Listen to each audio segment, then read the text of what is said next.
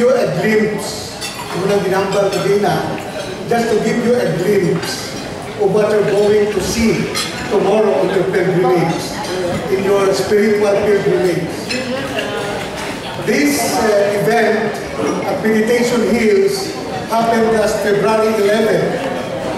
That was the 6th anniversary, and at the same time, it coincided with the Feast of Our Lady of Lourdes. The Meditation Hills is dedicated to Our Lady of Lourdes, and the chapel is called the Healing Chapel. The patron saint there is no less than Jesus Christ in His resurrection. So this evening, just a glimpse of what happened last April 11.